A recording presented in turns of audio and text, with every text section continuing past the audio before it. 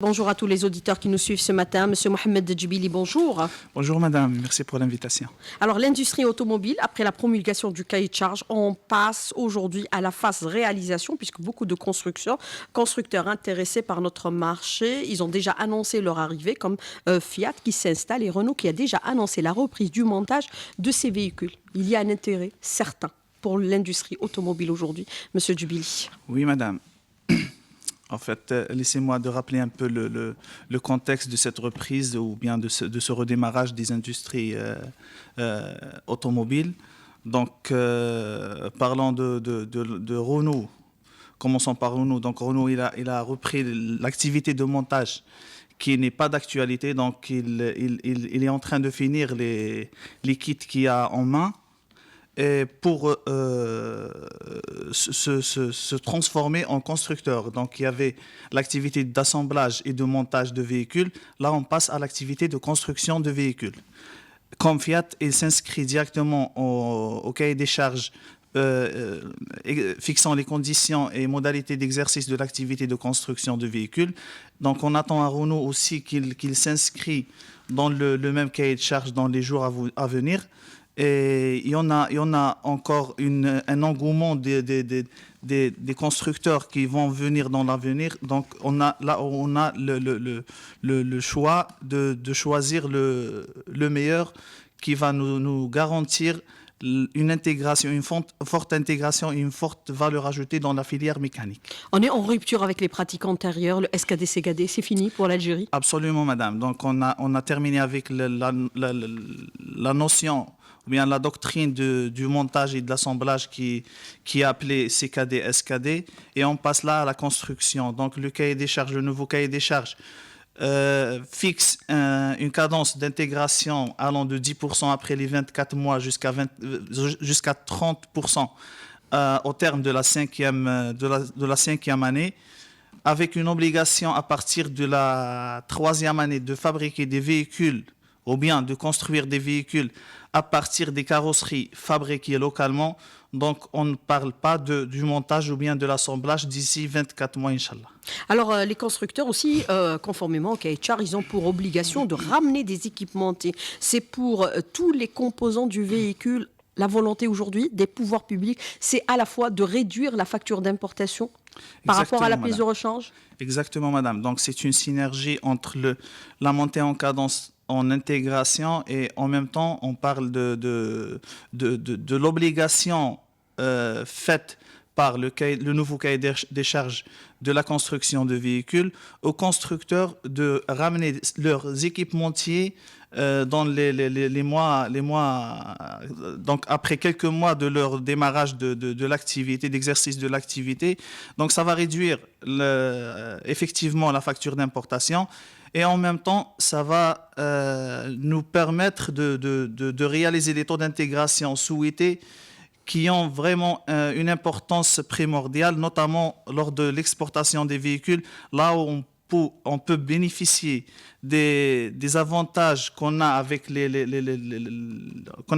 autres pays, donc dans les échanges commerciaux, notamment l'Union européenne, la zone arabe et la zone africaine, pour pouvoir exporter sans payer les droits de douane. Donc, pour cela, il faut réaliser un taux d'intégration bien défini. On a des avantages comparatifs qui nous permettent aujourd'hui d'être compétitifs sur les marchés que vous avez cités. Le marché, bien sûr, arabe commun, l'ASLECAF au niveau de l'Afrique et l'Union européenne. Absolument, madame. Donc, on a vraiment une position géographique très importante. On a de la main-d'œuvre qualifiée. Donc, on compte 400 000 à 500 000 diplômés universitaires qui sortent chaque année. Donc, c'est un gisement de ressources humaines très important. Et aussi, on a les prix de l'énergie qui sont très, très compétitifs. Donc, on n'a pas de concurrence par rapport à ça. Donc, on souhaite vraiment avoir un saut très qualitatif en termes d'industrie automobile à partir de l'année prochaine, Inch'Allah.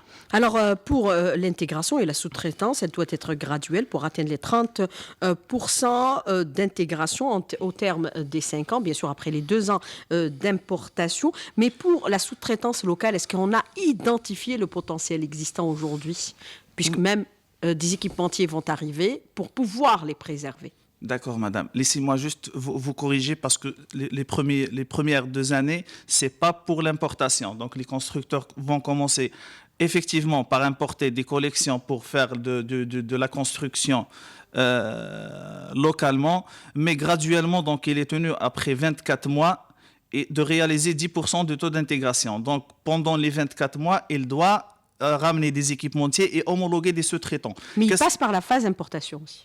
Importation des véhicules produits finis, c'est l'autre dispositif. Donc, c'est l'activité de concessionnaire. Ce n'est pas autorisé pour les constructeurs. D'accord. Donc, parlons des sous-traitants et des équipementiers. Donc, les équipementiers, par définition, c'est les fournisseurs de pièces et composants qui sont déjà homologués par les constructeurs qui sont généralement à l'étranger, donc qui ne sont pas encore installés en Algérie. Et en même temps, on est dans un process de transformation des sous-traitants locaux en équipementiers. Oui, mais est-ce qu'on les a identifiés pour éviter, pour les préserver, puisque nous avons quand même un certain savoir-faire. Bien sûr, madame. On a 4 bourses de sous-traitance. Dans l'électrique, on a pour 4 les bourses. batteries. Oui, madame. On a 4 bourses de sous-traitance qui travaillent donc dans les 4 coins du pays. Là, on travaille d'une façon permanente avec eux. Donc, c'est des bourses de sous-traitance. Ils sont initiés et créés par le ministère de l'Industrie. Donc, on recense plus de 300 à 350 sous-traitants, mais qui nécessitent une homologation par les constructeurs. Donc, ils sont en plein discussion. Il y a des conventions qui ont été signées avec les bourses de sous-traitance, notamment pour homologuer le plus rapidement possible ces sous-traitants locaux. Et certains ont commencé déjà à travailler avec Renault depuis quelques temps. Alors, justement, pour l'aspect second du cahier de charge, pour les concessionnaires, qui seront bien sûr pour les véhicules neufs, concessionnaires oui. Pour les véhicules neufs, une plateforme a été mise en place pour le dépôt du dossier d'agrément. Ils sont nombreux aujourd'hui, puisqu'on parle de pratiquement 150 qui seraient intéressés par l'importation des véhicules dès que, bien sûr, leurs dossiers seront homologués. D'accord, madame. Si vous permettez, je profite de l'occasion pour parler de cette plateforme qui a été initiée et qui a été lancée le lundi passé, donc juste avant-hier. C'est une plateforme dédiée à la gestion des 2 dispositifs, donc que ce soit dispositif du constructeur ou bien le dispositif de concessionnaire de véhicules neufs. Donc, on recense jusqu'à aujourd'hui l'identification de 122 souscripteurs, je dirais souscripteurs éventuels, parce qu'ils ont pour le moment créé leur compte sur la plateforme. Il y en a 5 demandes d'autorisation préalable qui ont été déposées. Donc là, on est en train d'installer les comités techniques et le secrétariat technique qui est en charge de la gestion de ces dossiers. Et par la suite, ils vont recevoir les notifications nécessaires. Et la plateforme, justement, leur permet de suivre l'évolution de leur dossier. Donc, chaque étape de leur dossier sera notifiée instantanément sur la plateforme. Donc, cela va faciliter vraiment la tâche aux investisseurs, que ce soit constructeurs ou bien concessionnaires. Alors, vous parlez de 122 souscripteurs. Dans les 122, il y a à la fois les concessionnaires et à la fois les constructeurs, ou alors c'est différent? Oui, madame. En fait, les 122, c'est des créations de comptes. Donc, une fois l'opérateur ou l'investisseur crée son compte, on ne sait pas encore qu'est-ce qu'il va déposer comme demande. Donc, il peut déposer une demande pour l'activité de concessionnaire, comme il peut déposer une demande pour l'activité de constructeur. Mais la majorité sera pour l'activité de concessionnaire, qu'on a connu toujours un engouement très très fort par rapport à l'exercice de cette activité, vu la rentabilité immédiate, voilà, rapide, je dirais de cette activité. Mais les réponses, les délais, c'est rapide, puisque vous avez obligation de répondre dans un délai n'excédant pas les 30 jours. Absolument, madame. Donc, les délais... On a 2 étapes essentielles. Donc, la première étape, c'est d'avoir l'autorisation préalable. Cette autorisation préalable, conformément aux dispositions du décret exécutif, le 383 et 384, donc gérant les 2 activités. Cette autorisation provisoire qui est valable pour 12 mois pour l'activité de concessionnaire est valable pour 24 mois, prolongeable de 12 mois pour l'activité de constructeur. Donc, elle sert uniquement à réaliser l'investissement. Elle donne le feu vert pour l'investisseur d'aller réaliser son investissement et elle ne lui permet pas d'exercer effectivement l'activité. Donc, une fois avoir l'autorisation provisoire, on a un délai de 30 jours pour répondre à partir de la date de délivrance du récépissé de dépôt. Donc, quand ils déposent le dossier original au ministère de l'Industrie, on leur délivre un récépissé de dépôt et à partir de là, on compte 30 jours. Donc, une fois avoir l'autorisation préalable, pour les investisseurs qui ont déjà les investissements réalisés, les infrastructures installées sur place, ils peuvent revenir le lendemain avec le dossier la demande d'agrément sur place. Et pour les autres qui n'ont pas encore achevé leurs investissements, ils doivent attendre jusqu'à l'aboutissement ou bien l'achèvement de leur investissement et infrastructure pour pouvoir déposer leur dossier d'agrément. Mais il y aura certainement des rejets de demandes d'agrément. Elles seront notifiées. Absolument, madame. On notifie sur place dès que le comité technique délivre son avis. Donc, on notifie sur place, sur la plateforme, la réponse est afférente. Alors, comme toutes les importations pour la revente en l'état, il y a une procédure, le passage obligatoire par Algex. La volonté des pouvoirs publics, c'est de réguler les importations pour éviter, bien sûr, une saignée des devises, comme ce fut le cas par le passé, où les importations de véhicules avaient excédé pratiquement les 3 à 5 milliards de dollars et éviter certaines pratiques antérieures, comme par exemple la surfacturation, et ce fut le cas par le passé. C'est important aujourd'hui d'avoir un regard sur ce qui va se faire pour éviter, bien sûr, qu'on se transforme en pays d'importation déguisée, comme on l'a dit par le passé, Monsieur Djibili. Oui, madame, absolument. Donc, on a vraiment, la trésorerie algérienne a vraiment souffert de ces phénomènes et ces fléaux qui ont vraiment causé un préjudice très énorme à nos devises. À nos devises. Donc, il y a une procédure mise en place par le ministère du Commerce. Donc, ça concerne toutes les opérations d'importation pour la revente en l'état. On doit régulation du marché. Voilà, c'est pour la régulation du marché et en quelque sorte la maîtrise de nos importations. Donc, cette procédure concerne l'activité de concessionnaire de véhicules neufs. Donc, elle ne concerne pas les constructeurs de véhicules, vu qu'ils importent les collections destinées à la construction pour le fonctionnement et pas pour la revente en l'état. La surfacturation aussi, il faut réguler et surveiller. Exactement, on a les moyens madame. de le faire donc, aujourd'hui. Si je peux donner un chiffre, donc on a importé pour 28 milliards de dollars entre 2012 et 2016.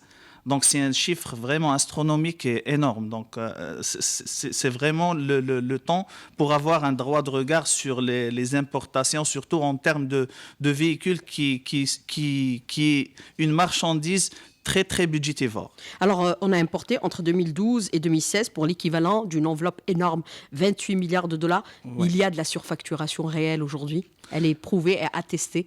Exactement, madame. Oui, on a même des rapports officiels de l'Inspection générale des finances qui prouvent la surfacturation de certains opérateurs qui ont exercé dans l'activité d'importation des reventes en l'état des véhicules. Donc, on possède ces informations et on aura un droit de regard et un contrôle bien maîtrisé sur ces importations. Alors, Monsieur Mohamed Djibili, moi, je voudrais revenir avec vous sur plusieurs aspects par rapport, bien sûr, à cette industrie mécanique. On a libéré aujourd'hui le cahier de charge qui définit, bien sûr, les activités des uns et des autres, que ce soit pour les constructeurs qui manifestent déjà leur intérêt pour le marché algérien. On l'a vu avec Fiat qui a commencé à s'installer du côté d'Oran. Renault aussi qui reprend son activité pour l'assemblage, en attendant bien sûr d'aller en cadence pour la production et éventuellement l'exportation à partir du moment où ils atteignent un niveau, ils l'ont déjà annoncé, de 120 000 véhicules an. Vous avez parlé un peu de la surfacturation et du niveau aussi des importations qui avaient quand même saigné nos devises entre 2012 et 2016. C'est l'équivalent de 28 milliards de dollars d'importation de véhicules pour la vente en l'état. Il y a la pièce de rechange aujourd'hui. On peut parler aussi d'un montant qui pourrait peut-être être la moitié de celui de l'importation des véhicules, puisqu'on parlait déjà à l'époque de l'importation de pièces de rechange équivalentes à 1, voire 1,5 milliard de dollars. Oui, 1 milliard 500 millions de dollars par an. Oui, quand on comptabilise la pneumatique, oui, ça peut atteindre les 1 milliard 500 millions de dollars par an. Donc je dirais que c'est un gisement aussi d'activité en termes de développement de sous-traitance. Donc les sous-traitants et les investisseurs sont appelés fortement à créer leur PME pour produire les pièces et les composants pour servir cette industrie automobile.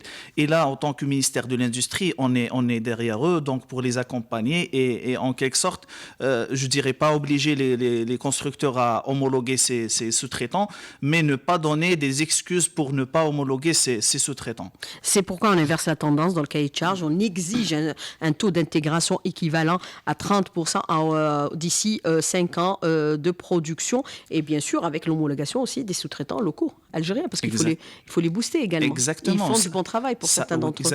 Exactement. On a déjà des sous-traitants qui sont déjà homologués, donc qui font dans la câblerie, les faisceaux électriques, on a dans la pneumatique, on a dans tout ce qui est composants et calandres plastiques, dans les sièges automobiles. Donc on a vraiment une industrie qui est en train de se naître. Et on estime vraiment à arriver à des chiffres très importants à partir de la deuxième année. Donc d'ici 2025, on estime avoir une panoplie de sous-traitants très importants et très diversifiés qui va nous épargner des devises pour l'importation de la pièce de rechange. Donc quand on dit sous-traitant, il sert à fournir le constructeur pour la pièce de première monte, donc qui sera installée sur le véhicule sorti usine, et aussi pour fournir le marché de la deuxième monte et de la pièce de rechange. Donc c'est très important comme activité. Et de là, je lance un appel aux investisseurs peut-être qui n'ont pas vraiment trouvé un créneau important pour investir. Je dis que le créneau de la pièce de rechange est très, très vraiment porteur à partir de l'agrément de certains constructeurs du rang mondial. Donc, mais est-ce qu'on peut considérer aujourd'hui que la construction ou l'industrie automobile va booster aussi les autres secteurs? Les industries les plus juteuses en valeur ajoutée. Donc, création d'emplois et de richesse. Ça crée et vraiment, de croissance. Voilà, et même des activités annexes. Donc, c'est une industrie lourde qui nécessite beaucoup de capitaux, donc de réquisitionner beaucoup de capitaux. Et en même temps, ça crée de l'emploi, ça crée de la richesse, ça crée de la dynamique économique. Et je dirais par rapport au pôle, donc on a la région ouest qui est en train de se transformer en pôle automobile avec l'installation de Renault à Oued-Lilet et l'installation du groupe Stellantis à travers sa marque Fiat, et peut-être qu'il va élargir sa marque Fiat à d'autres marques qu'il dispose ou bien qu'il possède. Donc je dirais que la région ouest sera par excellence le pôle automobile, et bien évidemment la région est historiquement connue par ses installations mécaniques, donc ça reste le pôle mécanique, et on attend à ce que les sous-traitants s'installent autour de ces deux industries lourdes. Alors, il faut distinguer les deux, entre la mécanique et l'automobile. Alors, je voudrais revenir avec vous. Par exemple, l'installation à proximité de ces régions, comme à Oued-Lilet, c'est se projeter vers des infrastructures de transport de base, comme par exemple les routes. Il y a aussi les ports et les aéroports. C'est pour aller vers l'exportation graduellement, puisque déjà, certains constructeurs annoncent qu'ils vont exporter en masse à partir de l'Algérie par rapport à sa compétitivité. Vous avez parlé de prix de l'énergie. Vous avez parlé un peu de la ressource humaine, 40 000, 50 000 étudiants qui sont formés dans le domaine, et aussi l'emplacement de l'Algérie qui s'ouvre directement vers l'Afrique et une porte d'une heure sur l'Europe. Oui, madame, absolument. Donc, c'est ça? Les constructeurs, oui, absolument, c'est ça. Ça fait de nous un pays compétitif. Exactement. Par rapport au prix de revient? Bien sûr, madame. Donc, on est devant nous, on a devant nous le marché le plus important, c'est le marché européen. Donc, on estime peut-être être fournisseur un jour du marché européen en termes de véhicules. Donc, on est à quelques heures par voie maritime. Et comme vous l'avez annoncé ou bien confirmé, les constructeurs automobiles souhaitent toujours avoir des installations près des ports justement près des ports ou bien des autoroutes, des aéroports pour faciliter la tâche parce que c'est des constructeurs qui travaillent à l'international, donc ils ont des échanges et des transactions avec le reste du monde tout le temps. Et du coup, les constructeurs souhaitent toujours s'installer devant les ports, notamment, surtout. Donc, il y a même des études qu'on a menées qui disent que les véhicules produits les moins chers au monde sont produits dans des zones portuaires. Donc, ça diminue vraiment les coûts. Donc, on a un avantage comparatif, c'est le port. Exactement. Et les installations là qu'on est en train d'installer pour l'industrie automobile ne sont pas, je dirais pas qu'ils sont vraiment liés, tout près des ports, mais ils ont un accès très facile au port. Donc, si je parle d'Oran, c'est même pas 1 heure du port d'Arziou ou bien de celui d'Oran.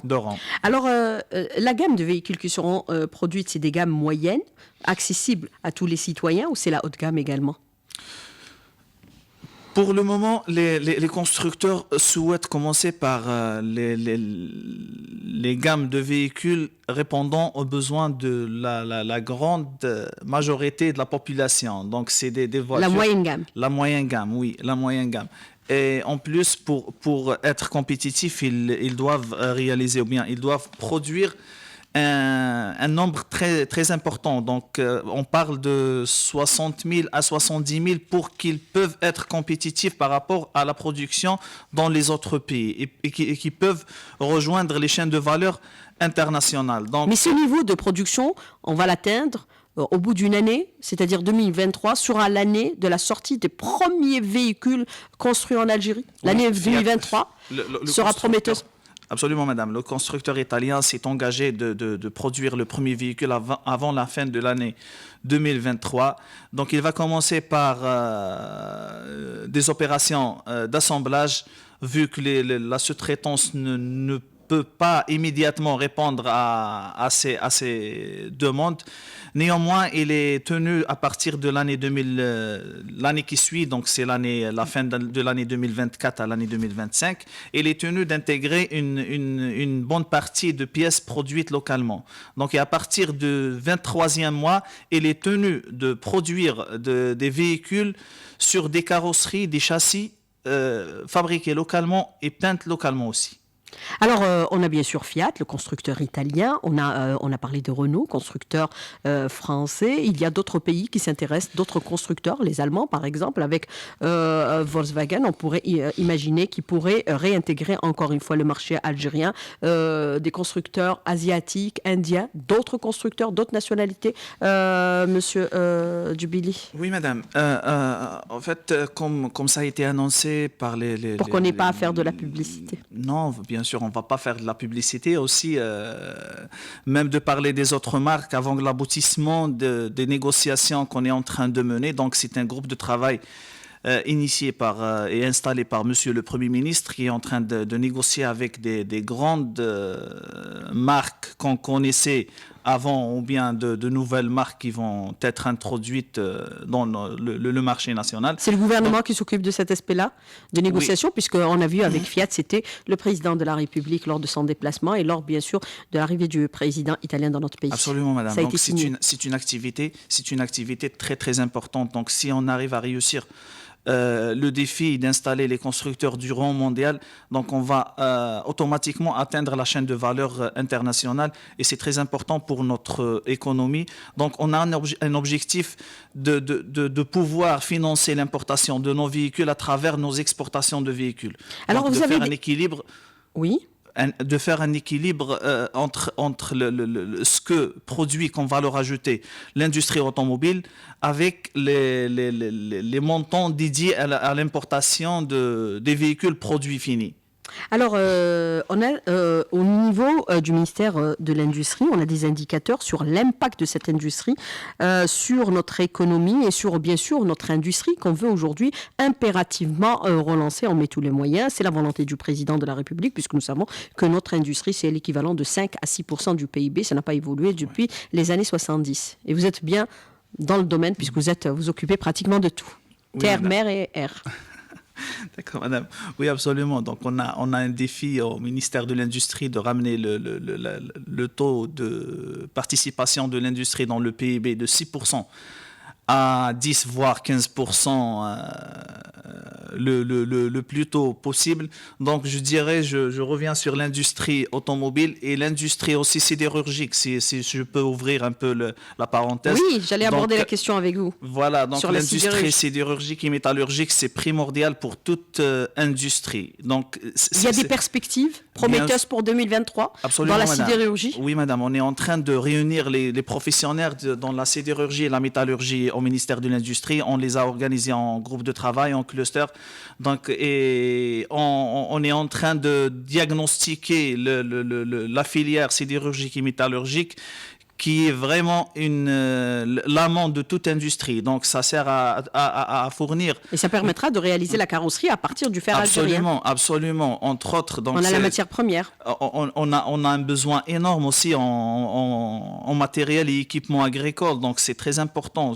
Et le fait d'avoir des industriels dans la sidérurgie et la métallurgie nous épargne beaucoup d'importations en termes d'équipement. Donc, les équipements agricoles qu'on a besoin, vu le programme de monsieur le président de la République par rapport au secteur agricole. Donc, on va vers une autosuffisance dans les denrées alimentaires du pays.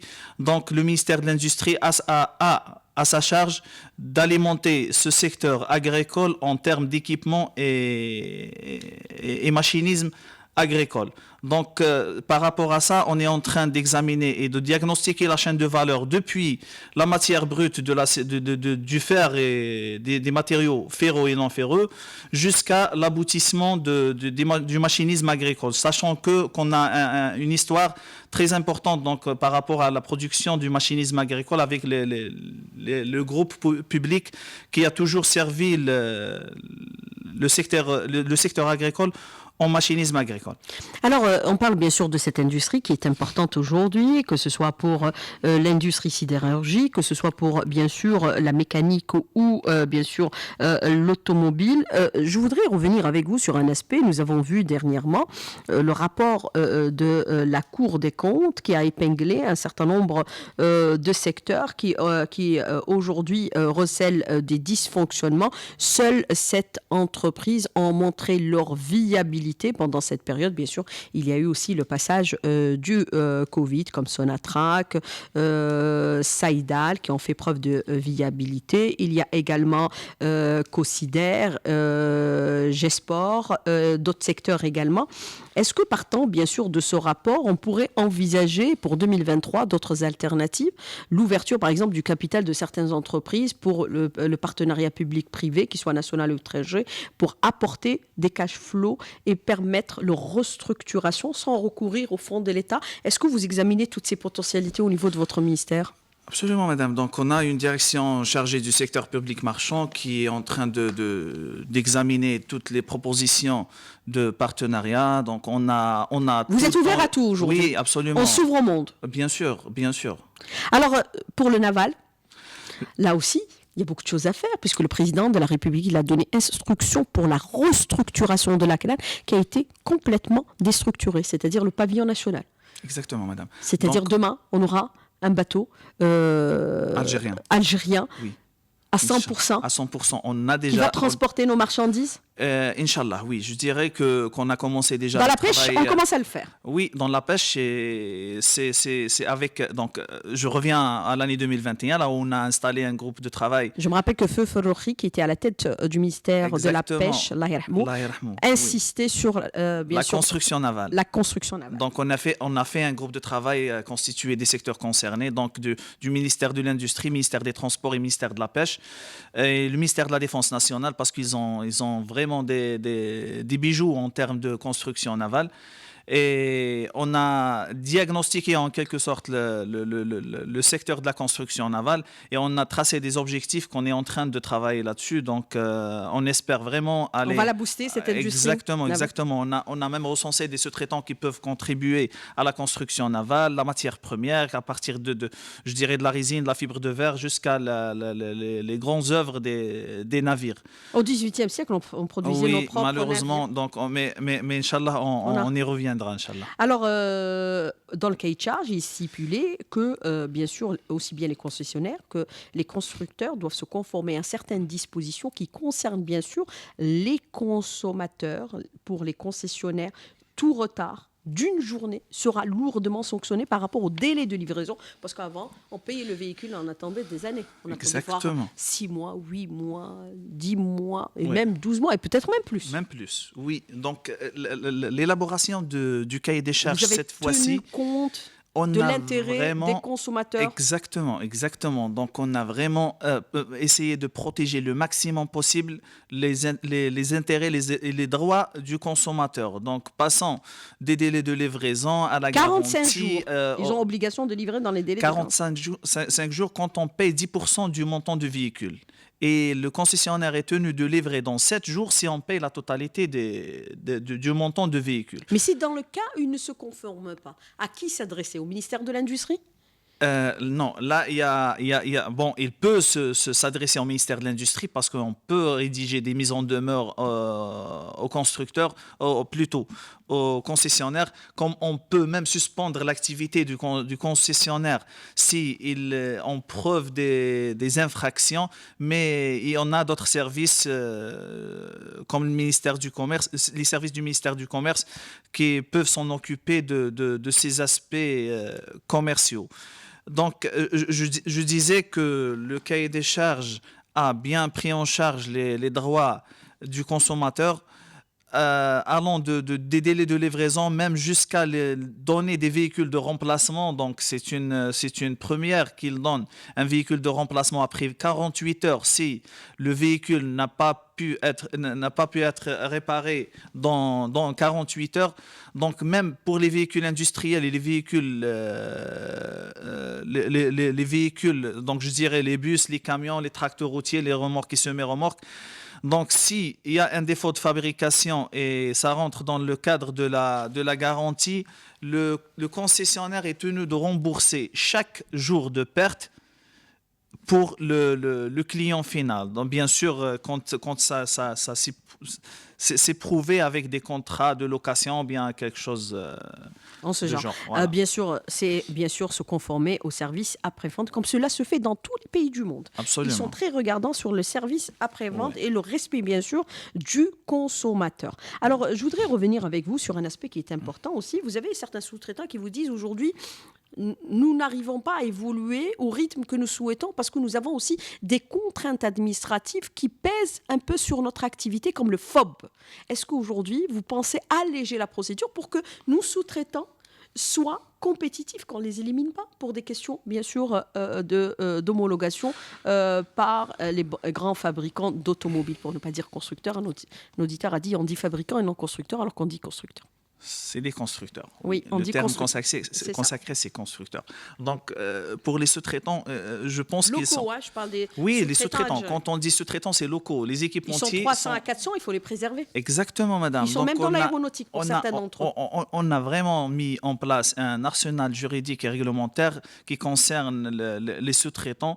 Donc, on essaye de les protéger, de les accompagner jusqu'à ce qu'ils soient homologués, et notre objectif, c'est qu'ils soient intégrés un jour dans la chaîne de valeur internationale. Donc, le constructeur, une fois homologué un sous-traitant local, par exemple, si quelqu'un va produire des optiques, des feux avant et arrière d'un véhicule et qu'il est homologué par un constructeur X, ce constructeur installé localement, il est tenu de le faire intégrer dans sa chaîne de valeur internationale.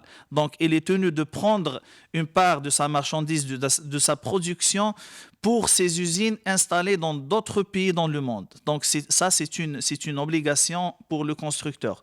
Et là, je reviens sur le dispositif dédié aux sous-traitants. Les sous-traitants, madame, ils ont le droit d'importer toute la matière première et leurs intrants en hors droit de douane et en hors TVA. Donc, Ils ont des avantages à l'investissement. bien sûr, les avantages à l'investissement sont donnés pour Les tout constructeurs. type d'investissement. Donc, ce n'est pas uniquement pour les sous-traitants. Donc, ils peuvent ramener les équipements et bâtir les infrastructures sans payer les droits et taxes. Et plus que ça, donc, lors de leur phase d'exploitation et de production, ils peuvent importer toute la matière première et toute la marchandise entrant dans leur production sans payer les droits de douane et sans payer la TVA. C'est un avantage énorme, et cela pour qu'ils soient compétitifs par rapport aux intrants et aux pièces et composants importés par les constructeurs. Alors une question qui est importante aujourd'hui, qui est d'actualité, parce que nous, aujourd'hui, on se projette vers l'avenir, 2023, 2024, 2025. L'Algérie, c'est 2030 et bien sûr éternel également. Est-ce que par rapport à ces projections, on prend en considération le fait que, par exemple, l'importation ne sera que temporaire, parce qu'on ne va pas faire quand même fonctionner des économies étrangères au détriment des nôtres, parce que ça va créer la valeur ajoutée dans les autres pays d'importation, les emplois dans les autres pays d'importation, et également les transferts d'argent vers les autres pays d'importation. Tout à fait Est-ce qu'on d'accord avec prend en vous, madame. considération ça? On a Oui, besoin bien de créer sûr. les emplois dans notre pays, de créer la richesse dans notre pays et de créer le savoir-faire dans notre pays. C'est ça aujourd'hui ce qu'on veut. Exactement, c'est notre Parce que objectif. l'importation en l'état, c'est faire fabriquer, C'est au faire profit fonctionner les économies étrangères. avec notre Exactement, exactement. Là, madame, c'est notre objectif, effectivement, mais néanmoins, on a je dirais pas des contraintes, parce qu'on est signataire de certains traités et d'accords de libre-échange avec d'autres entités, donc on doit respecter. Et là, le défi, c'est d'aller vers l'exportation. Et comme je vous ai dit tout à l'heure, de financer nos importations à travers nos exportations. Mais cela n'empêche pas de réguler nos importations. Donc, on ne va pas laisser les importations anarchiques et... On ne va pas atteindre les 28 milliards de dollars oui. d'importation, comme ce fut le cas par le passé de 2012 Exactement. à 2016, c'est-à-dire 4 ans. Alors, les véhicules qui seront produits localement seront conformes à ceux qui circulent dans les pays d'origine?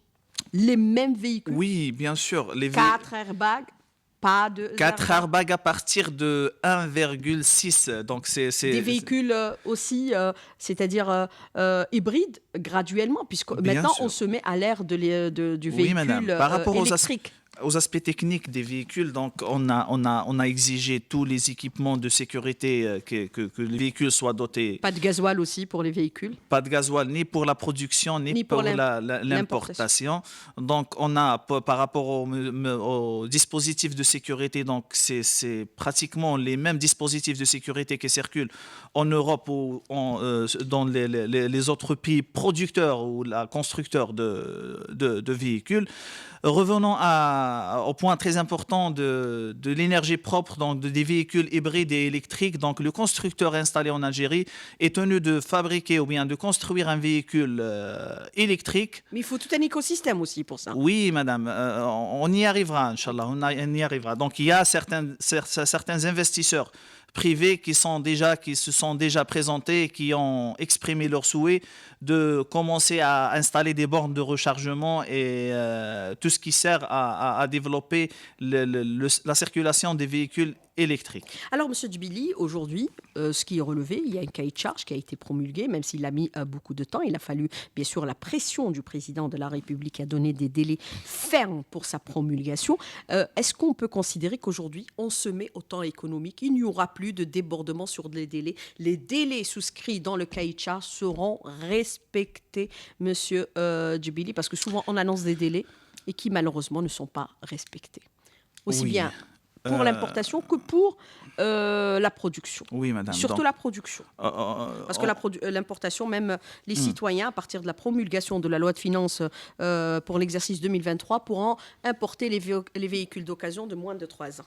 Oui, madame, absolument. Donc, si le décret... Vous êtes tenu par le temps économique. Exactement. On a un délai réglementaire, donc on devra le respecter. Il n'y aura pas de débordement? Non, il n'y aura pas de débordement, Inch'Allah. Parce que par le passé, on avait annoncé le cahier de charge pour le mois de juin. Il a été promulgué au mois de décembre. Il y avait vraiment Des contraintes techniques? des contraintes techniques, oui, je dirais, même de coordonner avec tous les ministères, tous les départements ministériels. Donc, chaque ministère apporte des modifications, des rajouts, des suppressions. Donc, voilà, madame. Voilà, pour bien faire les choses, il faut attendre un peu. Voilà. Alors, Monsieur Mohamed Djibili, merci d'avoir répondu à nos questions, d'avoir été en direct avec nous ce matin dans le studio. Merci beaucoup, bonne journée. Je vous À remercie, bientôt madame. et bon week-end. Merci.